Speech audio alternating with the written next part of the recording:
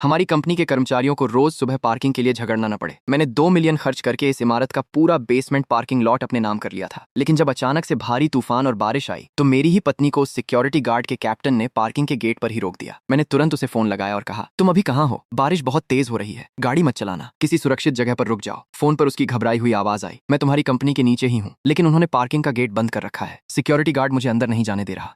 पानी गाड़ी के अंदर घुसने लगा है और मेरे टखनों तक पहुंच गया है। ये सुनकर मेरे होश उड़ गए। मैंने कहा, क्या? वो गार्ड गेट नहीं खोल रहा? तुम उसे अपनी गाड़ी का नंबर बताओ और कहो कि ये हमारी प्राइवेट पार्किंग है। उसने रोते हुए कहा। मैंने उसे सब बताया, लेकिन वो कहता है कि सिस्टम में इस गाड़ी का नंबर दर्ज नहीं है, इसलिए कोई भी आ जाए वो गेट नहीं खोलेगा। मुझे अपने कानों पर विश्वास नहीं हो रहा था। जिस पार्किंग को मैंने 2 मिलियन देकर खरीदा था, आज वही मेरी पत्नी की जान के सामने एक दीवार बनकर खड़ी थी। उसकी हालत और खराब हो रही थी। उसने कहा, पानी अब मेरे पैरों के ऊपर तक आ गया है, मैं बाहर भी नहीं निकल सकती और पीछे बहुत सी गाड़ियां फंसी हैं, तो मैं गाड़ी पीछे भी नहीं ले सकती। मुझे बहुत डर लग रहा है। मैंने खुद को शांत किया और उसे समझाया, मेरी बात ध्यान से सुनो, अपना जरूरी सामान लो और तुरंत गाड़ी से बाहर निकलो। पानी से होते हुए बिल्डिंग के अंदर वाले हॉल की तरफ जाओ। मैं अभी लिफ्ट से नीचे आ रहा हूँ, मैं तुम्हें वहीं मिलूंगा। यह कहकर मैं तुरंत अपने ऑफिस से बाहर दौड़ा। लिफ्ट में जाते हुए मैं यही सोच रहा था कि गाड़ी में फंसे रहना मौत को बुलावा देना है, उसका बाहर निकलना ही सही था। लेकिन मुझे क्या पता था कि उसका गाड़ी से बाहर निकलना एक भयानक बुरे सपने की शुरुआत होने वाली थी। मैंने बिना समय बर्बाद किए सिक्योरिटी गार्ड के कमरे में फोन लगाया। कॉल उठते ही मैंने कहा, मैं सबसे ऊपरी मंजिल की होंगदा टेक्नोलॉजी कंपनी से लू युआन बोल रहा हूँ। मेरी पत्नी को बारिश से बचने के लिए अंदर हॉल में आना है, तुरंत लोगों से कहकर उसे अंदर आने दो। दूसरी तरफ से उस गार्ड की ढीठ आवाज आई, ओह तो आप बॉस लू हैं? देखिए ये तो बहुत मुश्किल है, नियम तो नियम होते हैं, सिस्टम में गाड़ी का नंबर नहीं है तो वो बाहरी व्यक्ति है। अब चाहे कोई बड़ा अफसर ही क्यों ना आ जाए, उसे बाहर बारिश में ही भीगना पड़ेगा। मेरा गुस्सा 7वें आसमान पर पहुंच गया। मैंने चिल्लाते हुए कहा, तुम्हारे बॉस ने मुझे खुद इस प्राइवेट पार्किंग के अधिकार दिए हैं। मैंने 2 मिलियन देकर पूरी जगह खरीदी है, मेरी पत्नी को वहां से आने का पूरा अधिकार है। लेकिन उस गार्ड पर कोई असर नहीं हुआ। वो बोला, बॉस अपनी जगह है और मैं अपनी जगह, मैं यहाँ ड्यूटी पर हूँ और सिर्फ सिस्टम के नियमों को मानता हूँ। उसने आगे कहा, अगर उसके कीचड़ वाले कपड़ों से हॉल का कीमती कालीन खराब हो गया तो मेरी महीने भर की पगार भी उसका नुकसान नहीं भर पाएगी। लिफ्ट से निकलते ही मैं भागकर बिल्डिंग के मुख्य दरवाजे पर पहुंचा। बाहर का नजारा बहुत डरावना था। मूसलाधार बारिश हो रही थी और पानी का बहाव बेहद तेज था। मैं उसे ढूंढने की कोशिश कर रहा था। तभी मेरे फोन पर बिल्डिंग के ग्रुप चैट के मैसेज आने लगे। मैंने फोन देखा तो मेरे होश उड़ गए। उस गार्ड ने मेरी पत्नी की पानी में खड़ी हुई तस्वीरें ग्रुप में भेज दी थी और लिखा था, सब ध्यान दें, यह औरत अपनी खटारा गाड़ी लेकर हमारी वीआईपी पार्किंग में जबरदस्ती घुसने की कोशिश कर रही थी। मैंने इसे वहीं पानी में रोक दिया। तस्वीर में मैंने देखा कि वो अपने हाथों में एक बर्तन को कसकर पकड़े हुए थी। वो बर्तन उस सूप का था जो उसने मेरे लिए बनाया था। कल रात ही मैंने उससे कहा था कि मुझे सूप पीना है और वो इस भयंकर बारिश में सिर्फ मेरे लिए वो सूप लेकर आई थी। अब वो पानी में फंसी थी और लोग ग्रुप में उसकी तस्वीर देखकर उसका मजाक उड़ा रहे थे। ग्रुप में लोग तरह तरह की बातें कर रहे थे। एक ने लिखा, बहुत बढ़िया किया, ये एक शानदार बिल्डिंग है, यहाँ ऐरे गहरे लोगों का आना मना है। दूसरे ने कहा, ऐसी औरतों को मैंने बहुत देखा है जो हमारी मुफ्त पार्किंग का फायदा उठाना चाहती हैं, इसे बाहर ही डूबने दो। किसी और ने लिखा, बिल्कुल सही, अगर ये अंदर आई तो पूरा कालीन गंदा कर देगी और कीचड़ की बदबू महीनों तक नहीं जाएगी। ये सब पढ़कर मेरी आंखों में आंसू आ गए। मुझे लगा था कि जब मैं उन्हें बताऊंगा कि वो मेरी पत्नी है तो शायद वो लोग चुप हो जाएंगे और उसे अंदर आने देंगे, लेकिन मैं गलत था। कुछ लोगों की जुबान उस कंक्रीट की दीवार से भी ज्यादा कठोर होती है जिसे तोड़ना नामुमकिन है। उस बदतमीज गार्ड ने ग्रुप में मुझे टैग करते हुए लिखा, बॉस लू, भले ही यह आपकी पत्नी हो, लेकिन नियम तो सबके लिए बराबर है। वो पूरी तरह कीचड़ में सनी है। यह जगह कोई शरणार्थी शिविर नहीं है। उसे कहिए कि सामने वाले बस स्टैंड के नीचे जाकर छिप जाए। यहाँ जबरदस्ती अंदर घुसने की क्या जरूरत है? अब मुझसे और बर्दाश्त नहीं हुआ। मैं फोन बंद करके सीधा उस तूफानी बारिश में बाहर निकल पड़ा। बाहर का मंजर खौफनाक था। मेरी नजर सामने पड़ी जहां वो उस तेज और गहरे गंदे पानी के बीचों बीच खड़ी थी। उसका पूरा शरीर भीग चुका था, लेकिन उसने अब भी उस सूप के बर्तन को अपने सीने से लगा रखा था। मैंने पूरी ताकत से आवाज लगाई, सितोंग। मुझे देखते ही उसके चेहरे पर थोड़ी राहत आई और उसने मुझे पुकारा। मैं भागकर पानी में गया और उसके पास पहुंचा। मैंने तुरंत अपनी जैकेट उतारकर उसे पहना दी। मैंने उसे गले लगाते हुए कहा, अब सब ठीक है, मैं आ गया हूँ। वो कांपते हुए बोली, ये पानी बहुत ठंडा है, मैं तो ठीक से खड़ी भी नहीं रह पा रही थी, लेकिन देखो मैंने सूप को गिरने नहीं दिया, ये अभी भी गर्म है। मेरी आंखें भर आईं। वो पिछले आधे घंटे से इस बर्फीले पानी में खड़ी थी, अपनी जान की परवाह किए बिना, और मुझसे मिलते ही उसकी पहली चिंता मुझे वो सूप देने की थी। उस पल मुझे ऐसा लगा जैसे किसी ने मेरे दिल को मुट्ठी में लेकर जोर से भींच दिया हो। मैंने गुस्से से पलटकर उस गार्ड के केबिन की तरफ देखा। वो मजे से अंदर बैठकर अपनी कुर्सी पर आराम फरमाते हुए फोन चला रहा था और हम पर हंस रहा था। सितोंग ने मेरा हाथ पकड़ते हुए कहा, छोड़ो ना, अब हम चलते हैं। लेकिन मैं उसे उस हाल में छोड़ने वाला नहीं था। मैं उसे साथ लेकर सीधा उस गार्ड के केबिन की तरफ बढ़ा। केबिन के पास पहुंचकर मैंने शीशे पर जोर से हाथ मारा और चिल्लाया, दरवाजा खोलो। उसने आराम से शीशा खिसकाया और ढीठपन से बोला, अरे बॉस लू, आप खुद नीचे आ गए? इतनी तेज बारिश में आपको बहुत तकलीफ हुई होगी। मैंने गुस्से से कहा, मैंने तुम्हें दरवाजा खोलने के लिए कहा था, उसे अंदर जाने दो। वो फिर उसी बेशर्मी से बोला, बॉस लू, मैंने आपसे पहले ही कहा था, बिना मैनेजर की लिखित अनुमति के चाहे कोई भी आ जाए मैं दरवाजा नहीं खोलूंगा। अनुमति? ये कमीना अंदर आराम से एसी की हवा खा रहा था और मेरी पत्नी बाहर ठंडे पानी में कांप रही थी और इसे लिखित अनुमति चाहिए थी। मैंने मन ही मन ठान लिया, ठीक है, मैं इस बात को हमेशा याद रखूंगा। मैंने सितोंग से कहा, चलो हम सीधे मुख्य हॉल से अंदर चलेंगे। आज मैं भी देखता हूँ कि तुम्हें अंदर जाने से कौन रोकता है। वो झिझकते हुए बोली, लेकिन वो लोग कह रहे थे कि कालीन गंदा हो जाएगा। मैंने कहा, क्या एक इंसान की जान से ज्यादा उस कालीन की कीमत है? तुम बस मेरे साथ चलो। हम जैसे ही आगे बढ़े मैंने सुना कि वो गार्ड अपने वॉकी टॉकी पर चिल्ला रहा था, हॉल में सब ध्यान दें, वो कीचड़ वाली औरत उसी तरफ आ रही है, उसे किसी भी कीमत पर अंदर मत घुसने देना, उसका पैर उस महंगे कालीन पर बिल्कुल नहीं पड़ना चाहिए। अंदर से जवाब आया, समझ गए। मैंने बिना कुछ सोचे सितोंग को अपनी बाहों में उठा लिया। वो बहुत कमजोर हो चुकी थी। बोली, मेरे पैरों में कुछ महसूस नहीं हो रहा है। मैंने उसे तसल्ली देते हुए कहा, बस हम पहुंचने ही वाले हैं, अंदर जाकर तुम्हें गर्मी मिलेगी, सब ठीक हो जाएगा। हम जैसे तैसे हॉल के अंदर पहुंचे। मैंने उसे एक सुरक्षित जगह खड़ा किया और कहा, तुम यहीं रुको, मैं तुम्हारे लिए एक तौलिया लेकर आता हूं। उसने धीरे से हामी भरी, लेकिन तभी लाल बालों वाली एक महिला मैनेजर वहां आ धमकी। उसने उंगली दिखाते हुए जोर से चिल्लाकर कहा, वहीं रुक जाओ, तुम्हें अंदर आने की हिम्मत किसने दी? क्या तुम दोनों अंधे हो जो तुम्हें दिखाई नहीं देता? गाइज, रिसेंटली मुझे एक नया क्रिकेट प्लेटफॉर्म देखने को मिला और ऑनेस्टली इसका इंटरफेस और एक्सपीरियंस काफी अच्छा लगा। रजिस्ट्रेशन का प्रोसेस भी बहुत सिंपल है और अकाउंट कुछ ही क्लिक्स में क्रिएट हो जाता है। इस प्लेटफॉर्म पर क्रिकेट से जुड़े अलग अलग फीचर्स और अपडेट्स देखने को मिलते हैं। अगर आप रेगुलर क्रिकेट फैन हैं और टी20, ओडीआई या दूसरे टूर्नामेंट्स को क्लोजली फॉलो करते हैं तो एक बार प्लेटफॉर्म को एक्सप्लोर करके देख सकते हैं। नए यूजर्स के लिए 70,000 रुपीज तक का वेलकम बोनस का ऑफर अवेलेबल हो सकता है। रजिस्ट्रेशन के वक्त प्रोमो कोड NINLI100 यूज करके करंट ऑफर और एलिजिबिलिटी डिटेल्स चेक कर सकते हैं। लिंक और प्रोमो कोड कमेंट सेक्शन में दिया हुआ है। ज्वाइन करने से पहले प्लेटफॉर्म के टर्म्स एंड कंडीशंस और एलिजिबिलिटी डिटेल्स जरूर पढ़ लें। ये इटली से मंगाया गया हाथ से बुना हुआ बेहद कीमती शुद्ध कालीन है। तुमने इसे अपने गंदे जूतों से खराब कर दिया है। क्या तुम इसकी कीमत भी चुका सकती हो? उस लाल बालों वाली औरत की चीखती और अपमानजनक आवाज पूरी लॉबी में गूंज रही थी। तभी वहां एक अधेड़ उम्र का सूट पहना हुआ आदमी भी आ गया। बजाय हालात को समझने के वह उल्टे सुरक्षा कर्मियों पर चिल्लाने लगा कि क्या वे सब मर गए हैं। वह चीख रहा था कि इस भिखारिन को तुरंत धक्के मारकर बाहर निकालो, इसकी वजह से पूरी लॉबी में दरिद्रता की बदबू आ रही है। मेरी पत्नी पूरी तरह से सहम गई थी। उसने नम आंखों से मेरी तरफ देखा और कांपते हुए स्वर में कहा कि हमें यहाँ से चलना चाहिए, लेकिन मैं वहां से 1 इंच भी हिलने वाला नहीं था। मैंने अपनी पत्नी को रोका और ठान लिया कि आज मैं भी अपनी आंखों से देखूंगा कि मेरी पत्नी को हाथ लगाने की जुर्रत इस शहर में कौन करता है। उस लाल बालों वाली औरत का अहंकार 7वें आसमान पर था। उसने हमें घृणा भरी नजरों से देखा और मुंह बनाते हुए कहने लगी कि हम गरीबों की सड़ी हुई गंध उसके ऊपर भी आ रही है। उसने ताना मारा कि हमें अपनी औकात में रहना चाहिए और देखना चाहिए कि हम किस आलीशान जगह पर खड़े हैं। तभी उस औरत ने अपनी सारी हदें पार कर दी। उसने अचानक आगे बढ़कर मेरी पत्नी को जोर से धक्का दे दिया। मेरी पत्नी का संतुलन बिगड़ गया। मेरे लिए लाया गया स्टील का वो सूप का बर्तन हवा में उछलकर दूर जा गिरा और मेरी पत्नी जमीन पर गिर पड़ी। उसकी नाजुक कलाई फर्श से रगड़ खाकर छिल गई थी और वहां से खून की बूंदें रिसने लगी थीं। वह दर्द से कराह उठी, लेकिन उस औरत को जरा भी पछतावा नहीं था। वह अब भी अपनी बेशर्मी पर अड़ी थी और निर्दयता से मुस्कुराते हुए कह रही थी कि जो लोग बात नहीं मानते उन्हें ऐसे ही जलील होना पड़ता है। वह अधेड़ आदमी भी अपनी हैसियत के गुरूर में हमें खाना पहुंचाने वाले मजदूर समझकर हमारी बेइज्जती करने लगा। मैं तुरंत भागकर अपनी पत्नी के पास घुटनों के बल बैठ गया। वह रोते हुए दर्द से कह रही थी कि उसने जानबूझकर उनका कालीन गंदा नहीं किया था, बल्कि उस औरत ने उसे धक्का दिया है। लेकिन वह लाल बालों वाली औरत चिल्ला चिल्लाकर झूठा नाटक करने लगी कि मेरी पत्नी का पैर खुद ही फिसला था और अब वह अपनी गलती छिपाने के लिए उस पर झूठा इल्जाम लगा रही है। मेरा खून खौलने लगा था। मैंने अपनी आंखों में भरे ठंडे क्रोध के साथ उस औरत को घूरा और पूछा, धक्का किसने दिया? लेकिन वो अपनी अकड़ में अंधी हो चुकी थी। उसने फिर से गार्ड्स को बुलाया ताकि हम पागलों को बाहर फेंकवा सके। उस अधेड़ आदमी ने भी मेरे करीब आकर मुझे धमकाते हुए कहा कि क्या मैं बाहर से आई एक जंगली औरत के लिए इस पूरी इमारत के लोगों से दुश्मनी मोल लेना चाहता हूँ? जंगली औरत? उसने मेरी पत्नी को जंगली औरत कहा। ठीक उसी पल मेरे अंदर कुछ टूट गया। वो मेरा धैर्य नहीं था, वो मेरे संस्कार नहीं थे, बल्कि एक सभ्य और शांत इंसान होने का जो मुखौटा मैंने अब तक इस दुनिया के लिए पहन रखा था वो हमेशा के लिए टूट चुका था। तभी पुलिस वहां पहुंच गई। उन्होंने आते ही पूछा कि यहाँ हंगामा कौन कर रहा है। उस औरत ने बिना 1 सेकंड की देरी किए तुरंत हमारी तरफ उंगली उठाई और कहा कि हमने जबरदस्ती इस इमारत में घुसकर उनका कीमती कालीन गंदा कर दिया है और अब हमें इसका भारी हर्जाना भरना ही होगा। पुलिस अधिकारी ने मेरी पत्नी की तरफ देखकर पूछा कि क्या यह वही महिला है? उस औरत ने फिर से झूठ बोला कि मेरी पत्नी बिना किसी पास के अंदर घुस आई थी। अब चुप रहने की बारी मेरी नहीं थी। मैंने आगे बढ़कर शांत लेकिन एक बेहद खौफनाक और दृढ़ स्वर में पुलिस को बताया, मेरा नाम लू युआन है और मैं इसी इमारत की सबसे ऊपरी मंजिल पर स्थित होंगदा टेक्नोलॉजी का मालिक हूँ। यह सुनकर उनके चेहरों का रंग उड़ गया। मैंने आगे कहा, यह मेरी पत्नी है।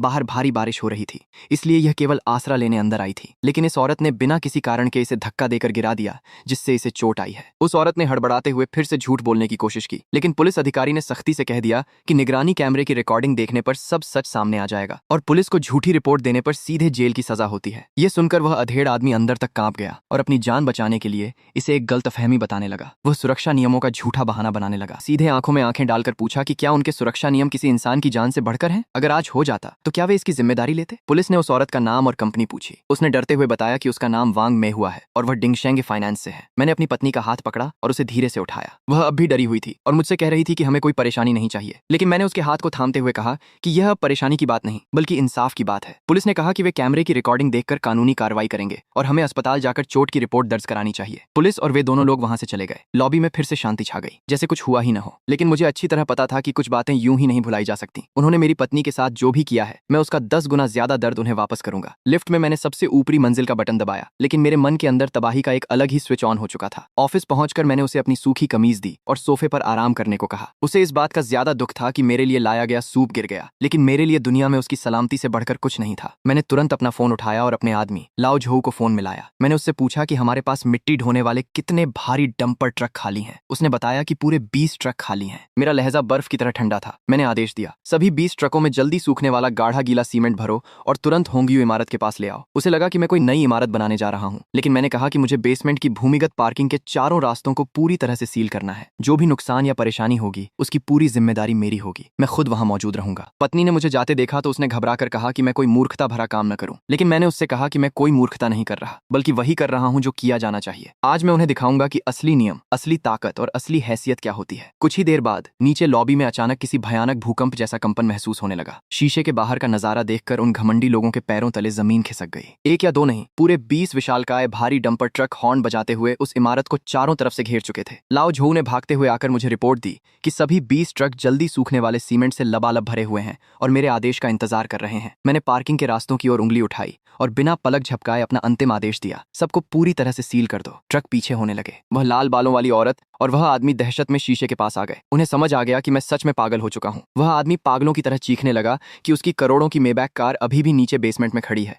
और वह पुलिस को बुलाने की धमकी देने लगा। लेकिन मुझे उनकी चीख पुकार से कोई परवाह नहीं थी। मैं बस वहीं बारिश में खड़ा होकर उन ट्रकों से पार्किंग के रास्तों में गिरते हुए उस गाढ़े सीमेंट के सैलाब को देख रहा था। हर गिरते हुए सीमेंट के साथ मेरे दिमाग में बस वही दृश्य घूम रहा था। कैसे मेरी पत्नी उस भयंकर बारिश में कांप रही थी, कैसे धक्का लगने पर उसका सूप गिरा था और कैसे उसकी नाजुक कलाई पर चोट के वो लाल निशान पड़ गए थे। आज उनके गुरूर की कब्र इसी सीमेंट के नीचे दफन होगी। औरत जमीन पर बैठी चिल्ला रही थी, मैं उस पर मुकदमा करूंगी, उसे जेल भिजवाऊंगी। उसका गुस्सा 7वें आसमान पर था। मैंने बिना किसी परवाह के अपना फोन निकाला और मैनेजर को कॉल किया। मैनेजर, बेसमेंट पार्किंग को सील कर दो। अब से बाहर की कोई भी गाड़ी अंदर आकर हमारी जमीन को गंदा नहीं करेगी। यह कहकर मैंने फोन काट दिया और अपना फैसला सुना दिया। बाहर मूसलाधार बारिश हो रही थी। एक बुजुर्ग गार्ड ने मेरे ऊपर छाता तान रखा था। बॉस, सब कुछ हो गया है, उसने कहा। मैंने बेसमेंट की तरफ देखते हुए जवाब दिया, अब बस उनके मुझे कोर्ट में घसीटने का इंतजार है। 20 लाख रुपए का सीमेंट मैंने सिर्फ उस बेसमेंट को सील करने के लिए नहीं लगाया था, बल्कि यह उन सब लोगों के लिए एक सजा थी जिन्होंने मेरी पत्नी का दिल दुखाया था। अब उन्हें इस बात की भारी कीमत चुकानी होगी। जब मैं वापस लॉबी में पहुंचा तो वहां लोगों की भीड़ जमा थी। सामने खड़ी दीवार को देखकर वो औरत मुझ पर भड़क उठी, क्या तुम पागल हो गए हो? तुम्हें पता भी है मेरी पोर्श अभी भी नीचे खड़ी है? तभी एक बुजुर्ग आदमी ने गुस्से में मेरा कॉलर पकड़ लिया। मेरी 18 लाख की मेबैक नीचे है, क्या तुम उसकी भरपाई कर पाओगे? मैंने बड़ी शांति से उसका हाथ हटाया और कहा, अपनी गाड़ियों का इंतजाम खुद करो। यह मेरी पार्किंग है, मेरी मर्जी, मैं जब चाहूं इसे सील कर सकता हूं। मैं लिफ्ट की तरफ मुड़ गया। तभी मैनेजर भागता हुआ आया। बॉस, कृपया उन्हें रोकिए, इससे पूरी इमारत की नींव को नुकसान पहुंच रहा है। मैंने मुस्कुराते हुए उसे जवाब दिया, नींव को नुकसान? मैंने 20 लाख रुपए देकर यह निजी जमीन खरीदी है, मैं इसके साथ जो चाहूं कर सकता हूं। मैनेजर परेशान होकर बोला, लेकिन ये पूरी इमारत की पार्किंग है, सभी दुकानदारों की गाड़ियां अंदर फंस गई हैं। मैंने बिना किसी भाव के कहा, इससे मेरा क्या लेना देना? तभी एक सूट पहना हुआ आदमी मेरे पास आया। श्रीमान, मैं प्रॉपर्टी मैनेजमेंट कंपनी का कानूनी प्रतिनिधि हूँ, मेरा नाम चेन है। उसने अपना कार्ड मेरी तरफ बढ़ाया। आपका यह कदम इमारत के सार्वजनिक हितों के खिलाफ है। अगर आपने तुरंत यह काम नहीं रोका तो हम आप पर मुकदमा करेंगे और पूरी इमारत को हुए नुकसान का हर्जाना आपसे वसूलेंगे। ये सुनकर वो औरत और बाकी लोग चिल्लाने लगे, हाँ, इस पर मुकदमा करो, इसे इतना कंगाल कर दो कि ये जेल चला जाए। हर्जाना? कानूनी कार्रवाई? मैंने जमीन पर गिरे हुए एक केक और पहचान पत्र को अपने जूते से कुचल दिया। जाओ, जाकर मुकदमा करो, मैंने कठोर आवाज में कहा। लेकिन अपनी शिकायत में यह लिखना मत भूलना कि आज तुम लोगों ने मेरी पत्नी को धक्का दिया था। एक एक बात साफ साफ लिखना। फिर देखते हैं कि जज तुम लोगों को जानबूझकर चोट पहुंचाने की सजा देता है या मुझे अपनी निजी संपत्ति का इस्तेमाल करने की। लिफ्ट में कदम रखते ही बाहर खड़े पुलिस वाले मुझे घूरने लगे, लेकिन मुझे किसी का डर नहीं था। लिफ्ट के दरवाजे बंद हो गए और मैं ख्यालों में खो गया। वो लोग सोच रहे हैं कि मैं डर जाऊंगा, लेकिन वो भूल गए हैं कि बारिश के पानी में कांपती हुई वो मेरी पत्नी थी। जिसे जमीन पर धक्का दिया गया वो मेरी पत्नी थी। जिसे उस दिन भिखारन कहकर अपमानित किया गया वो मेरी पत्नी थी। यह अपमान मैं कभी बर्दाश्त नहीं करूंगा। इस पाई पाई का हिसाब मैं लेकर रहूंगा, ये मेरा खुद से वादा है। मैं पूरी तरह भीगा हुआ अपने ऑफिस पहुंचा। मुझे इस हालत में देखकर मेरी पत्नी घबरा गई। तुम इतने भीग कैसे गए? जल्दी से कपड़े बदल लो, उसने मेरी ठंडी पड़ चुकी हथेलियों को अपने हाथों में लेते हुए कहा। कोई बात नहीं, मैंने सब संभाल लिया है। मैंने उसे तसल्ली दी। उसकी आंखों में चिंता थी। मैंने खिड़की से सब देखा। क्या तुमने सच में वो बेसमेंट सील कर दिया? क्या ये 20 लाख रुपए का नुकसान उठाना सही था? मैंने उसके चेहरे को देखते हुए कहा, तुम पूछती हो कि यह सही था या नहीं? वो 20 लाख रुपए उस बारिश की भरपाई नहीं कर सकते जिसमें तुम भीगी थी। वो तुम्हारे हाथ की कलाई पर लगे इस घाव को नहीं मिटा सकते, लेकिन कम से कम अब उन लोगों को हमेशा याद रहेगा कि तुम कोई भिखारन नहीं बल्कि लू युआन की पत्नी हो। अगली सुबह जब मेरी आंख खुली तो वो मेरे पास शांति से सो रही थी। मैंने उसे जगाना सही नहीं समझा और चुपचाप बालकनी में आकर मैनेजर वांग को कॉल किया। मैनेजर वांग, मैं लू युआन बोल रहा हूँ। सामने वाले वित्तीय केंद्र की सबसे ऊपरी मंजिल अभी खाली है क्या? वांग ने तुरंत जवाब दिया, जी बॉस, पूरी ऊपरी मंजिल, 2000 वर्ग मीटर, बेहतरीन नजारा और कड़ी सुरक्षा व्यवस्था। क्या आप उसे देखना चाहेंगे? मैंने साफ शब्दों में कहा, देखने की जरूरत नहीं, मुझे वो चाहिए। क्या आज ही कॉन्ट्रैक्ट साइन हो सकता है? वांग थोड़ा हैरान हुआ, आज ही? बॉस, क्या आप कोई मोल भाव नहीं करेंगे? वो पूरी की पूरी मंजिल है। मैंने उसे टोकते हुए कहा, कोई मोल भाव नहीं, आज दोपहर से पहले मैं वहां शिफ्ट होना चाहता हूँ। क्या ये हो सकता है? वांग ने तुरंत हामी भर दी। ऑफिस पहुंचते ही मैंने अपने सभी कर्मचारियों को इकट्ठा किया। आज दोपहर हम सामने वाले वित्तीय केंद्र की सबसे ऊपरी मंजिल पर शिफ्ट हो रहे हैं। सारे उपकरण, फाइलें और ऑफिस का सामान पैक कर लो। मूविंग कंपनी 10 बजे तक यहाँ पहुंच जाएगी। सब लोग उनका साथ देना। मेरी बात सुनकर सब हैरान रह गए। बॉस, आज दोपहर ही? इतनी जल्दी? एक कर्मचारी ने पूछा। मैंने दृढ़ता से कहा, जितनी जल्दी हो सके उतना अच्छा। अब हम इस जगह पर और नहीं रुकेंगे। जब हम सामान लेकर लॉबी से गुजर रहे थे तो वहां खड़े कुछ लोग हमें देखकर फुसफुसाने लगे। क्या ये सच में यहाँ से जा रहा है इतनी अचानक? एक औरत ने ताना मारा। दूसरी ने हंसते हुए कहा, जरूर डर गया होगा, बेसमेंट सील करके सबकी दुश्मनी जो ले ली है, अब मुकदमा होने के डर से भाग रहा है। एक आदमी ने भी अपनी भड़ास निकाली। भागकर कहाँ जाएगा? हर जाने का एक एक पैसा तो इसे चुकाना ही पड़ेगा। मैं उन सब की बातों को नजरअंदाज करते हुए अपनी टीम के साथ इमारत से बाहर आ गया। बाहर सामान ट्रक में लादा जा रहा था। तभी मेरी नजर दीवार पर लिखे उन लाल शब्दों पर पड़ी जहां मुझे गालियां दी गई थीं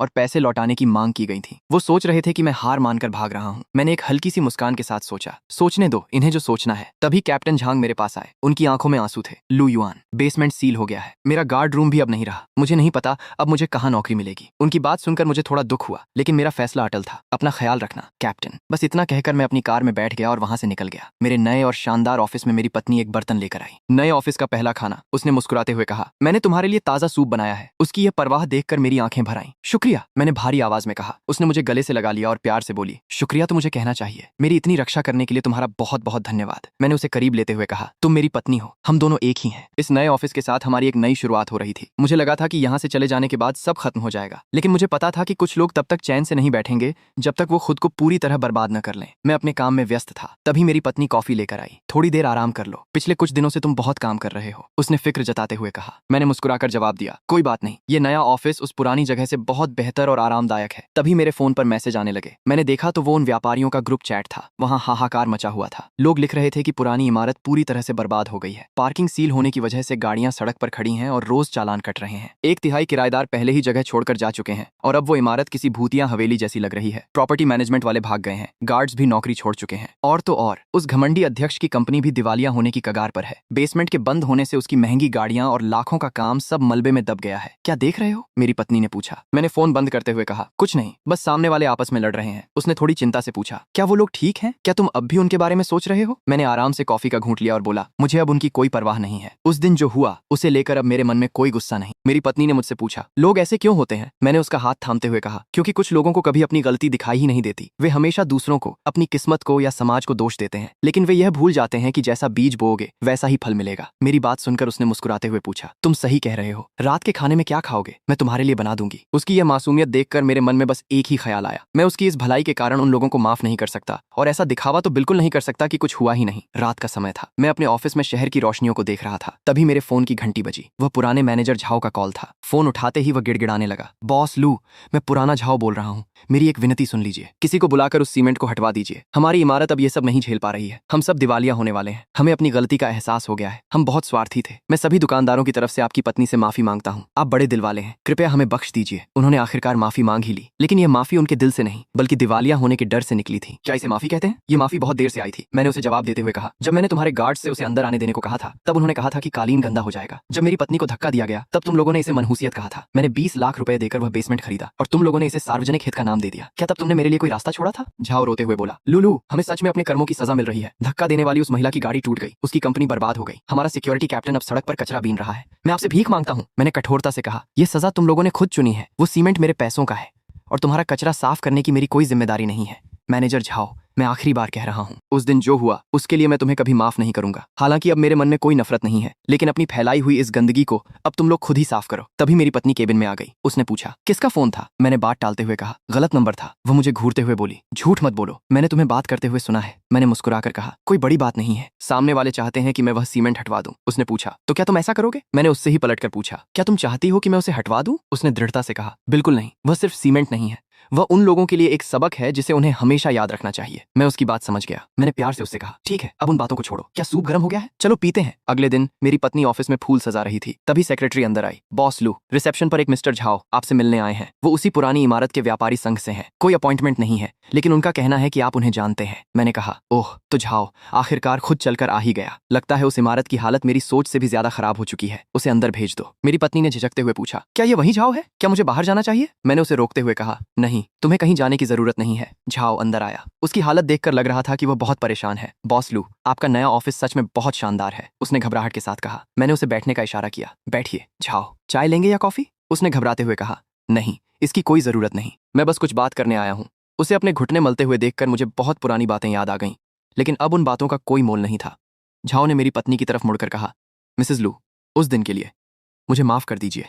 मेरी पत्नी ने बड़ी शालीनता से उसकी बात को काटते हुए कहा, मिस्टर झाओ, चाय ठंडी हो गई है, अब इसका स्वाद अच्छा नहीं लगेगा। मैंने सीधे मुद्दे पर आते हुए कहा, झाओ, जो कहना है साफ साफ कहो। झाओ ने एक फाइल मेरी तरफ बढ़ाते हुए कहा, बॉस लू, वो इमारत अब खत्म होने वाली है। ये देखिए, 60% से ज्यादा किराएदार जा चुके हैं, मेंटेनेंस की फीस भी नहीं आ रही है, अगले महीने फायर इंस्पेक्शन है, अगर पैसे नहीं हुए तो पूरी इमारत को बंद करना पड़ेगा। मैंने बेरुखी से कहा, इन सब से मेरा क्या लेना देना? झाओ परेशान होकर बोला, मुझे पता है कि यह आपकी जिम्मेदारी नहीं है, लेकिन आपके बेसमेंट सील करने के बाद से उस इमारत का दम घुटने लगा है। ग्राहक नहीं आ रहे, कर्मचारी काम छोड़ रहे हैं, मेरी खुद की कंपनी भी डूबने वाली है। मैंने अपनी आवाज थोड़ी तेज करते हुए कहा, मिस्टर झाओ, क्या आपको पता है उस रात मेरी पत्नी कितनी देर तक बारिश में भीगती रही? 35 मिनट, सिर्फ मुझे सूप देने के लिए। और आपका वो सिक्योरिटी कैप्टन गार्ड रूम में एसी की हवा खाते हुए उसका वीडियो बनाकर ग्रुप में मजाक उड़ा रहा था। तुम लोगों ने उसे भिखारन कहा, मनहूस कहा, और कहा कि उसे बाहर ही डूब जाना चाहिए। तुमने ये सब देखा, लेकिन एक शब्द नहीं कहा।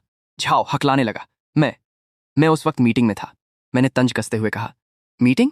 जब तुम ग्रुप में वो शानदार मैसेज भेज रहे थे, तब भी क्या तुम मीटिंग में ही थे? झाओ निशब्द हो गया। मैंने घड़ी देखते हुए कहा, मिस्टर झाओ, दोपहर में मेरी एक मीटिंग है, अगर और कोई बात नहीं है तो। झाओ अचानक भड़क उठा, बॉस लू, आप इतने निर्दयी कैसे हो सकते हैं? उस इमारत पर सैकड़ों लोगों की रोटी चलती है, एक बेसमेंट को सील करके आपने कितने परिवारों को बर्बाद कर दिया है। मैंने भी गुस्से में खड़े होकर कहा, कितने परिवारों को बर्बाद किया? मिस्टर झाओ, जब मेरी पत्नी उस दरवाजे पर मरने की हालत में थी, तब क्या तुमने मेरे परिवार के बारे में सोचा था? जब वह बारिश में कांप रही थी, तब तुम लोग ग्रुप में उसका मजाक उड़ा रहे थे। जब उसे जमीन पर गिराया गया, तब तुमने उसे मनहूसियत कहा था। और अब जब तुम्हारी इमारत गिर रही है तो तुम मुझे निर्दयी कह रहे हो? यहां से चले जाओ। सूरज ढल रहा था। मैं और मेरी पत्नी खिड़की के पास खड़े थे। मैंने अपना फोन चेक किया और फिर उसकी तरफ देखकर कहा, चलो घर चलते हैं, आज रात खाने में क्या है? उसने मुस्कुराते हुए कहा, पसलियों का सूप। मैंने हंसते हुए कहा, फिर से वही सूप? उसने मेरी बांह पकड़ते हुए कहा, तुमने ही तो कहा था कि मैं कितनी भी बार बनाऊं, तुम कभी बोर नहीं होते। मैंने उसे करीब लाते हुए कहा, हाँ, मैं कभी बोर नहीं होता। अगली सुबह एक अखबार की खबर ने तहलका मचा दिया। ये तस्वीर बाहर कैसे लीक हो गई? मेरी पत्नी ने अखबार देखते हुए पूछा। मैंने आराम से कहा, उस दिन वहां बहुत लोग थे, तस्वीर खींचना कोई हैरानी की बात नहीं है। जब पत्रकारों ने मुझे फोन किया तो मैंने कुछ नहीं कहा, लेकिन किसी और ने मेरे हिस्से की सारी सच्चाई उन्हें बता दी। मेरे फोन में व्यापारियों के ग्रुप में खलबली मची हुई थी। लोग परेशान थे कि तस्वीर अखबार में छप गई है और अब पूरे शहर को सच्चाई पता चल गई है। उनके क्लाइंट्स भी उनसे जवाब मांग रहे थे। एक ने तंज कसते हुए लिखा, जब तुम लोग उस दिन ग्रुप में गालियां दे रहे थे, तब यह दिन क्यों नहीं याद आया? इसी बीच टीवी पर एक न्यूज चैनल की बहस चल रही थी। एंकर ने पूछा, प्रोफेसर झो, बेसमेंट को सीमेंट से बंद करने की इस घटना पर आपकी क्या राय है? प्रोफेसर ने गंभीरता से कहा, यह घटना भले ही एक मामूली आपसी विवाद लगे, लेकिन यह हमारे समाज की संवेदनहीनता का एक जीता जागता सबूत है। एक महिला भारी बारिश में अपने पति के लिए खाना लेकर जाती है, लेकिन सिक्योरिटी गार्ड कालीन गंदा होने के डर से उसे अंदर नहीं आने देते। यहां तक कि वहां के लोग उसे धक्का देते हैं और गालियां देते हैं। जब किसी इंसान की बुनियादी सुरक्षा और सम्मान की ही कोई कीमत न रहे, तो उस महंगे कालीन और आलीशान पार्किंग का क्या फायदा? उन्होंने कहा कि मेरा यह कदम भले ही समझदारी भरा न लगे, लेकिन इसे आसानी से समझा जा सकता है। जब एक आम नागरिक की जायज शिकायतों को बार बार नजरअंदाज किया जाए और व्यवस्था से न्याय मिलने के सारे रास्ते बंद हो जाएं, तो एक हताश इंसान ऐसे चरम कदम उठाने पर मजबूर हो ही जाता है। उनका मानना था कि यह घटना हर एक व्यक्ति के लिए गहराई से सोचने का विषय है। रात का समय था और मैं अपने ऑफिस में खड़ा फोन देख रहा था। मेरा लिखा हुआ लेख पब्लिश हुए अभी कुछ ही समय हुआ था और उसे 1 लाख से ज्यादा लोग पढ़ चुके थे। मैं लोगों की प्रतिक्रियाएं पढ़ रहा था। कोई मुझे पागल कह रहा था, तो किसी को मेरी पत्नी पर दया आ रही थी। कुछ लोग मेरे कदम को सही ठहरा रहे थे तो कुछ इसे बहुत बड़ी ज्यादती मान रहे थे। लेकिन तभी मेरी नज़र एक ऐसे कमेंट पर रुकी जिसने मुझे काफी देर तक सोचने पर मजबूर कर दिया। उस व्यक्ति ने लिखा था कि उसकी पत्नी के साथ भी सालों पहले बिल्कुल ऐसा ही हुआ था। वो भारी बारिश में आधे घंटे तक बाहर खड़ी रही और पूरी तरह भीग गई। उस रात उसकी पत्नी को तेज बुखार आ गया था और वह अपनी बेबसी पर बस रोता रहा था। उस अजनबी ने मेरे कदम की तारीफ की थी। मुझे लगा कि यह दर्द सहने वाला मैं ना तो पहला इंसान था और ना ही आखिरी, लेकिन कम से कम अब लोगों ने सच देख लिया है और मेरे लिए बस यही काफी है। दूसरी तरफ उस जर्जर हो चुकी इमारत के अंदर कुछ परेशान लोग अपना सामान लिए खड़े थे। एक महिला गुस्से में चिल्ला रही थी कि बिल्डिंग मैनेजमेंट वाले भाग गए हैं और अब उनके डिपॉजिट और पार्किंग के पैसों का क्या होगा। पास खड़ा एक आदमी निराशा से कह रहा था कि अब उन पैसों को भूल जाओ, कंपनी बंद हो चुकी है और उसका मालिक भी फरार है। तभी वहां का बॉस झाओ बीच बचाव करते हुए सबको शांत रहने को कह रहा था। उसने बताया कि उसने एक वकील से बात कर ली है और अब वे कानूनी रास्ता अपनाएंगे। ये सुनकर वह महिला झाओ पर ताना मारते हुए बोली कि उसकी खुद की कंपनी दिवालिया होने की कगार पर है और वह कानूनी रास्ते की बात कर रहा है। झाओ हकलाते हुए बोला कि वह कोई उपाय ही तो सोच रहा है। महिला ने तंज कसते हुए कहा कि अब उनके पास इकलौता उपाय मेरे सामने गिड़गिड़ाना है, लेकिन अब मैं उनकी बात क्यों सुनूंगा। इमारत के बाहर सब कुछ वीरान हो चुका था। एक मूवर्स कंपनी के 2 मजदूर सामान ले जाते हुए आपस में बात कर रहे थे कि एक और परिवार यहाँ से चला गया। इस पूरी बिल्डिंग में अब 10 परिवार भी नहीं बचे थे। वे कह रहे थे कि अगर ऐसा ही चलता रहा तो जल्द ही यह जगह एक भूतहा हवेली बन जाएगी। दूसरा मजदूर हंसते हुए कह रहा था कि वहां तो भूत भी नहीं आना चाहेंगे, क्योंकि बिना पानी और बिजली के वहां भूतों को भी मेंटेनेंस चार्ज देना पड़ेगा। मैं अपने लैपटॉप पर उसी इमारत के बर्बाद होने की खबरें पढ़ रहा था। मेरे बनाए हुए सीमेंट की उस एक दीवार ने पूरी बिल्डिंग के बिजनेस को तबाह कर दिया था। तभी मेरी सेक्रेटरी अंदर आई और उसने बताया कि नीचे वांग मेहुआ नाम की एक महिला मुझसे मिलना चाहती है, जो उसी बिल्डिंग में एक कंपनी चलाती थी। मैंने उसे अंदर भेजने के लिए कहा, यह सोचते हुए कि वह अब यहाँ माफी मांगने आई है या कोई नया तमाशा खड़ा करने। दरवाजा खुला और वांग मेहुआ झिझकते हुए अंदर आई। उसके चेहरे पर गहरी चिंता और पछतावा साफ नजर आ रहा था। वह मेरे सामने बैठी और कांपती हुई आवाज में माफी मांगने लगी। वह कहने लगी कि उस दिन उसे मेरी पत्नी को धक्का नहीं देना चाहिए था और न ही उसे बुरा भला कहना चाहिए था। उसने बहाना बनाया कि उस वक्त उसका दिमाग काम नहीं कर रहा था और उसे नहीं पता था कि बाहर इतनी तेज बारिश हो रही है या वह वहां सूप देने आई थी। उसका यह झूठ सुनकर मेरा गुस्सा भड़क उठा। मैंने कड़कती आवाज में उससे पूछा कि क्या उसे सच में बाहर की बारिश नहीं दिखी। जब उसने मेरी पत्नी को धक्का दिया तो उसके हाथ में सूप का बर्तन था। जब वह उसे भिखारिन कह रही थी तब मेरी पत्नी पूरी तरह भीग कर ठंड से कांप रही थी। क्या उसे यह सब नहीं दिखा? मेरी बातें सुनकर वांग रोने लगी और उसने कबूल किया कि उसने सब देखा था, लेकिन उसे लगा कि वो कोई बाहरी इंसान है और अगर उसके कारण कंपनी का कालीन गंदा हुआ तो उनकी छवि खराब होगी। मैंने तंज कसते हुए कहा कि सिर्फ एक कालीन को गंदा होने से बचाने के लिए उसने एक पूरी तरह भीगी हुई महिला को 40 मिनट तक तूफान में बाहर खड़ा रखा। यह दिमाग की नहीं बल्कि दिल की खराबी है, क्योंकि कुछ लोगों के दिल में दूसरों के लिए कोई जगह नहीं होती।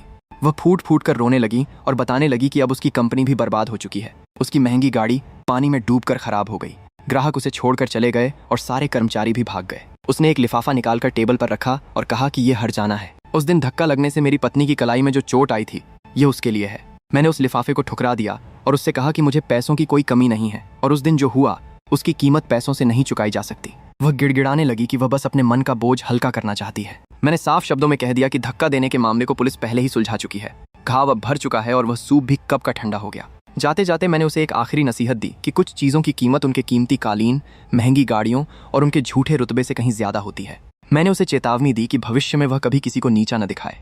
मेरी बातें सुनकर वह रोते हुए वहां से चली गई। उसके जाने के बाद मेरी पत्नी हाथ में चाय लेकर अंदर आई और पूछने लगी कि क्या वह महिला वही थी जिसने उस दिन उसे धक्का दिया था।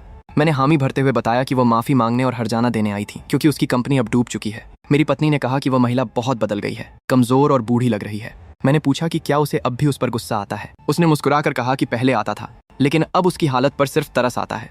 मेरी पत्नी ने मुझे सीमेंट का एक टुकड़ा दिखाया और पूछा कि अगर उस दिन गार्ड ने बैरियर उठा दिया होता और उसे अंदर जाने दिया होता तो क्या आज ये सब होता। मैंने उसे समझाते हुए कहा कि अगर वो दीवार नहीं होती तो हमारी खोई हुई इज्जत कभी वापस नहीं आती। बीते हुए कल में अगर जैसी कोई चीज नहीं होती, जो होना था वो हो चुका है। उन्होंने अपना रास्ता चुना और हमने अपना।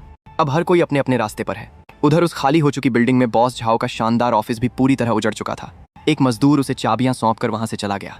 झाओ उस खाली कमरे को देखकर भावुक हो रहा था। उसने 20 साल की कड़ी मेहनत से एक छोटे से बेसमेंट से शुरू करके इस पूरी मंजिल पर अपना साम्राज्य खड़ा किया था और आज वो फिर से एक खाली कमरे में खड़ा था। मेरी बनाई हुई वह दीवार तो अब भी वहीं थी, लेकिन उसका सब कुछ छिन चुका था। वह अपनी बिल्डिंग के उद्घाटन की पुरानी तस्वीर को देखकर उदास हो रहा था। तभी उसके वकील का फोन आया। वकील ने उसे बताया कि अगले महीने उसके घर की भी नीलामी होने वाली है। झाओ ने भारी मन से फोन रख दिया। अब उसके पास रहने के लिए भी कोई जगह नहीं बची थी और उसे किराए का मकान ढूंढना था। 20 साल में बनाया हुआ घर पल भर में मिट्टी में मिल गया। उसे अपनी पत्नी का ख्याल आ रहा था, जिसने हमेशा उसका साथ दिया, और आज वह उसे एक छत भी नहीं दे सकता था। वह निराशा से बस यही सोच रहा था कि आखिर यह सब शुरू कैसे हुआ। शाम के धुंधलके में बॉस झाओ अपनी उस बर्बाद हो चुकी बिल्डिंग के बाहर खड़ा था। तभी कबाड़ बीनने वाली एक बुजुर्ग महिला उसके पास आई और पूछने लगी कि क्या वह भी यहाँ कुछ खोजने आया है। झाओ ने हैरानी से उसकी तरफ देखा। बुजुर्ग महिला ने उसे बताया कि यहाँ बहुत से लोग कुछ न कुछ खोजने आ चुके हैं। कोई अपनी गाड़ी ढूंढने आया, कोई अपना पैसा, तो कोई अपनी खोई हुई इज्जत। लेकिन सच तो यह है कि अब यहाँ किसी को कुछ नहीं मिलने वाला, सब कुछ अंदर ही दफन हो गया। बूढ़े झाओ की आवाज में एक अजीब सी निराशा थी। जब मैं अपनी कंपनी की इमारत से बाहर निकला तो वह सीढ़ियों पर बैठा था। उसने मुझे देखकर कहा कि वह मुझसे मिलने नहीं, बस यहाँ से गुजर रहा था। मैंने भी औपचारिकता निभाते हुए कहा, बहुत समय बाद मिले झाओ। उसकी आंखों में आंसू थे। उसने बताया कि उसकी कंपनी, उसका घर, सब कुछ खत्म हो गया है। मुझे पता था। उसने उस दिन लोगों के समूह में अपनी पत्नी द्वारा कही गई बातों के लिए माफी मांगी। वह बहुत शर्मिंदा था। मैंने उसे शांत करते हुए कहा कि जो बीत गया सो बीत गया, उसे यह सब याद करने की जरूरत नहीं है। लेकिन उसके मन का बोझ कम नहीं हो रहा था। उसने मुझसे पूछा कि क्या मैं उससे नफरत करता हूँ। मैंने साफ कह दिया, नहीं, मैं खुद से नफरत करता हूँ। दूसरों से नफरत करना बहुत थका देने वाला काम है। मैंने अपनी जेब से एक कार्ड निकाला और उसे देते हुए कहा कि मेरे एक दोस्त की कंपनी में लोगों की जरूरत है, तुम्हारा अनुभव वहाँ काम आएगा। वेतन बहुत ज्यादा नहीं है, लेकिन गुजारा हो जाएगा। वह हैरान था कि वह मेरा यह एहसान कैसे चुकाएगा। मैंने उससे कहा कि उसे कुछ चुकाने की जरूरत नहीं है, यह मैंने उसके लिए नहीं किया है। मैं बस यह नहीं चाहता कि मेरी पत्नी को लगे कि इस दुनिया में केवल नफरत बची है। अपनी गाड़ी में बैठते हुए मैंने शीशे से उसे देखा। मैंने उसे एक रास्ता दे दिया था, लेकिन उस पर चलना उसे खुद ही था। कुछ कर्ज इंसान को खुद ही चुकाने पड़ते हैं। उसी शाम जब झाओ अपने एक छोटे से टूटे फूटे कमरे में पहुंचा तो उसकी पत्नी ने उसे खाना परोसा। वह अपनी हार पर माफी मांगने लगा, लेकिन उसकी पत्नी ने उसका हाथ थाम कर कहा कि उसका जिंदा रहना ही सबसे बड़ी बात है। तब झाओ ने उसे मेरे द्वारा दी गई नौकरी के बारे में बताया। उसने अपनी पत्नी से कहा कि मेरी बात सही थी, खुद से नफरत करने वाले के पास सुधरने का मौका होता है। वह अपना कारोबार और घर नहीं बचा पाया, लेकिन वह खुद को और अपने परिवार को तो बचा ही सकता है। उसके लिए बस इतना ही काफी था। कुछ दिनों बाद मेरे दफ्तर में जियांग चेंगे विश्वविद्यालय के समाज शास्त्र के प्रोफेसर झोउ मिंगयुआन मुझसे मिलने आए। मेरी पत्नी भी वहीं थी और उसने प्रोफेसर को चाय दी। प्रोफेसर ने हमें अपने शोध पत्र का पहला मसौदा दिखाया। उसका शीर्षक था उदासीनता की कीमत, सीमेंट से बंद जमीन के नीचे की पार्किंग का एक समाज शास्त्रीय अध्ययन। प्रोफेसर ने यह लेख इसलिए नहीं लिखा था कि कौन सही है या कौन गलत, बल्कि वह लोगों को यह याद दिलाना चाहते थे कि जब समाज में केवल स्वार्थ और अपना फायदा ही मायने रखने लगता है तो अंत में उसकी कीमत सभी को चुकानी पड़ती है। मैंने उनसे पूछा कि क्या उन्हें लगता है कि इसे पढ़ने के बाद लोग बदलेंगे। उनका जवाब था, सब नहीं बदलेंगे, लेकिन अगर 100 में से एक इंसान भी किसी को धक्का देने, गाली देने या उसका रास्ता रोकने से पहले एक बार सोच ले तो उनका यह लेख लिखना सफल हो जाएगा। मेरी पत्नी ने प्रोफेसर की बातों को ध्यान से सुना। उसने प्रोफेसर से कहा कि वह उस दिन की घटना को दोबारा याद नहीं करना चाहती। प्रोफेसर ने तुरंत कहा कि वह उन हिस्सों को हटा देंगे जिससे उसे परेशानी हो रही है, लेकिन मेरी पत्नी ने मना कर दिया। उसने बस एक ही अनुरोध किया कि लेख के अंत में एक पंक्ति जोड़ दी जाए। उसने कहा कि उस दिन वह केवल अपने पति को सूप देने जा रही थी। उसका इरादा किसी पार्किंग में जबरदस्ती घुसने, किसी की जगह लेने या किसी के महंगे कालीन को गंदा करने का बिल्कुल नहीं था। वह बस अपने पति तक खाना पहुंचाना चाहती थी। प्रोफेसर ने उसकी बात मान ली और वह पंक्ति जोड़ने का वादा किया। प्रोफेसर के जाने के बाद हम दोनों खिड़की के पास खड़े थे। मेरी पत्नी ने पूछा कि उस इमारत का अब क्या होगा। मैंने बताया कि शायद कोई बिल्डर उसे खरीद कर दोबारा बनाएगा, लेकिन उस सीमेंट की दीवार को तोड़ने में बहुत समय लगेगा।